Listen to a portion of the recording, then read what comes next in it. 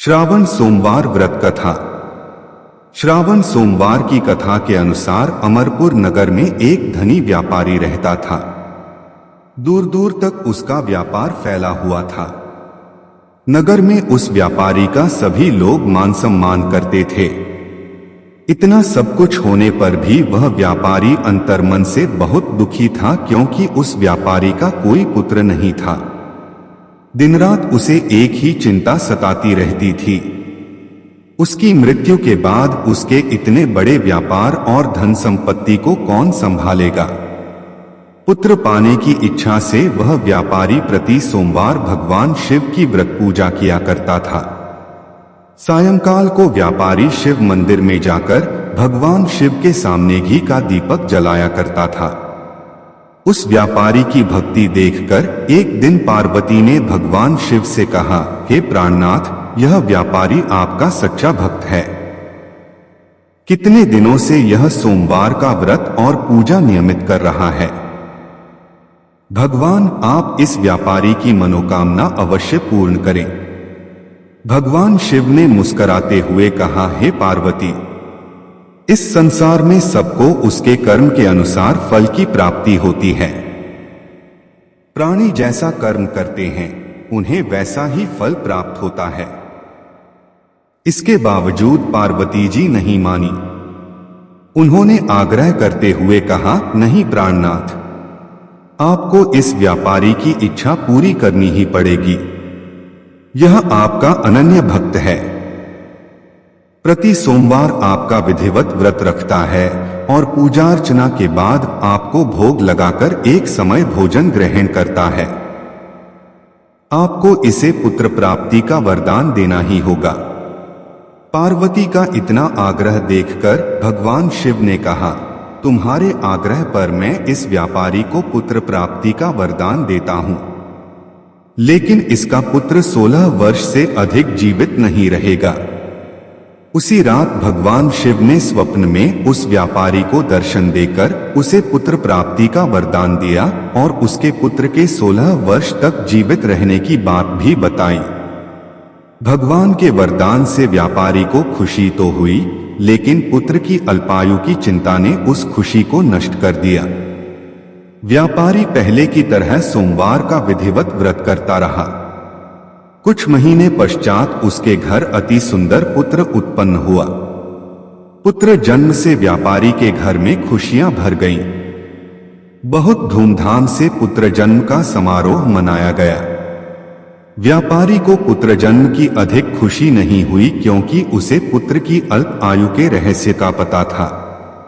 यह रहस्य घर में किसी को नहीं मालूम था। विद्वान ब्राह्मणों ने उस पुत्र का नाम अमर रखा। जब अमर 12 वर्ष का हुआ तो शिक्षा के लिए उसे वाराणसी भेजने का निश्चय हुआ। व्यापारी ने अमर के मामा दीपचंद को बुलाया और कहा कि अमर को शिक्षा प्राप्त करने के लिए वाराणसी छोड़ आओ। अमर अपने मामा के साथ शिक्षा प्राप्त करने के लिए चल दिया। रास्ते में जहां भी अमर और दीपचंद रात्रि विश्राम के लिए ठहरते, वहीं यज्ञ करते और ब्राह्मणों को भोजन कराते थे। लंबी यात्रा के बाद अमर और दीपचंद एक नगर में पहुंचे। उस नगर के राजा की कन्या के विवाह की खुशी में पूरे नगर को सजाया गया था। निश्चित समय पर बारात आ गई, लेकिन वर का पिता अपने बेटे के एक आंख से काने होने के कारण बहुत चिंतित था। उसे इस बात का भय सता रहा था कि राजा को इस बात का पता चलने पर कहीं वह विवाह से इनकार न कर दें, इससे उसकी बदनामी होगी। वर के पिता ने अमर को देखा तो उसके मस्तिष्क में एक विचार आया। उसने सोचा, क्यों न इस लड़के को दूल्हा बनाकर राजकुमारी से विवाह करा दूं। विवाह के बाद इसको धन देकर विदा कर दूंगा और राजकुमारी को अपने नगर में ले जाऊंगा। वर के पिता ने इसी संबंध में अमर और दीपचंद से बात की। दीपचंद ने धन मिलने के लालच में वर के पिता की बात स्वीकार कर ली। अमर को दूल्हे के वस्त्र पहनाकर राजकुमारी चंद्रिका से विवाह करा दिया गया। राजा ने बहुत सा धन देकर राजकुमारी को विदा किया। अमर जब लौट रहा था तो सच नहीं छिपा सका और उसने राजकुमारी की ओढ़नी पर लिख दिया, राजकुमारी चंद्रिका, तुम्हारा विवाह तो मेरे साथ हुआ था, मैं तो वाराणसी में शिक्षा प्राप्त करने जा रहा हूँ। अब तुम्हें जिस नवयुवक की पत्नी बनना पड़ेगा वह कान्हा है। जब राजकुमारी ने अपनी ओढ़नी पर लिखा हुआ पढ़ा तो उसने काने लड़के के साथ जाने से इनकार कर दिया।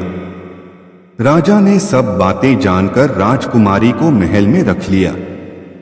उधर अमर अपने मामा दीपचंद के साथ वाराणसी पहुंच गया। अमर ने गुरुकुल में पढ़ना शुरू कर दिया। जब अमर की आयु 16 वर्ष पूरी हुई तो उसने एक यज्ञ किया। यज्ञ की समाप्ति पर ब्राह्मणों को भोजन कराया और खूब अन्न वस्त्र दान किए। रात को अमर अपने शयन कक्ष में सो गया।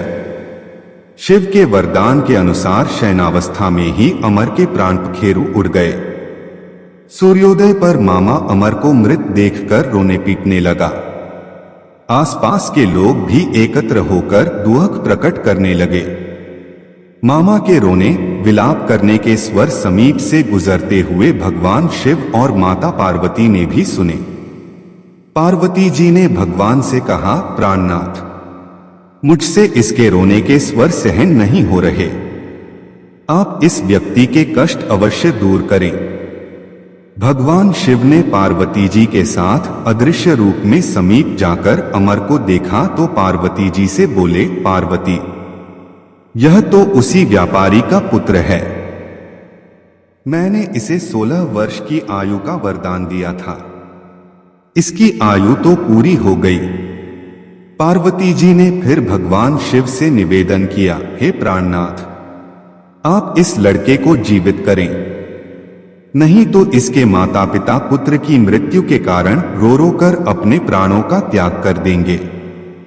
इस लड़के का पिता तो आपका परम भक्त है, वर्षों से सोमवार का व्रत करते हुए आपको भोग लगा रहा है। पार्वती के आग्रह करने पर भगवान शिव ने उस लड़के को जीवित होने का वरदान दिया और कुछ ही पल में वह जीवित होकर उठ बैठा। शिक्षा समाप्त करके अमर मामा के साथ अपने नगर की ओर चल दिया। दोनों चलते हुए उसी नगर में पहुंचे जहां अमर का विवाह हुआ था। उस नगर में भी अमर ने यज्ञ का आयोजन किया। समीप से गुजरते हुए नगर के राजा ने यज्ञ का आयोजन देखा। राजा ने अमर को तुरंत पहचान लिया। यज्ञ समाप्त होने पर राजा अमर और उसके मामा को महल में ले गया और कुछ दिन उन्हें महल में रखकर बहुत सा धन वस्त्र देकर राजकुमारी के साथ विदा किया। रास्ते में सुरक्षा के लिए राजा ने बहुत से सैनिकों को भी साथ भेजा। दीपचंद ने नगर में पहुंचते ही एक दूत को घर भेजकर अपने आगमन की सूचना भेजी। अपने बेटे अमर के जीवित वापस लौटने की सूचना से व्यापारी बहुत प्रसन्न हुआ। व्यापारी ने अपनी पत्नी के साथ स्वयं को एक कमरे में बंद कर रखा था। भूखे प्यासे रहकर व्यापारी और उसकी पत्नी बेटे की प्रतीक्षा कर रहे थे। उन्होंने प्रतिज्ञा कर रखी थी कि यदि उन्हें अपने बेटे की मृत्यु का समाचार मिला तो दोनों अपने प्राण त्याग देंगे। व्यापारी अपनी पत्नी और मित्रों के साथ नगर के द्वार पर पहुंचा।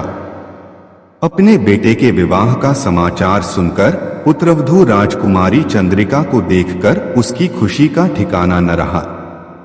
उसी रात भगवान शिव ने व्यापारी के स्वप्न में आकर कहा, हे श्रेष्ठी, मैंने तेरे सोमवार के व्रत करने और व्रत कथा सुनने से प्रसन्न होकर तेरे पुत्र को लंबी आयु प्रदान की है। व्यापारी बहुत प्रसन्न हुआ। सोमवार का व्रत करने से व्यापारी के घर में खुशियां लौट आईं। शास्त्रों में लिखा है कि जो स्त्री पुरुष सोमवार का विधिवत व्रत करते और व्रत कथा सुनते हैं उनकी सभी इच्छाएं पूरी होती हैं। हर हर महादेव।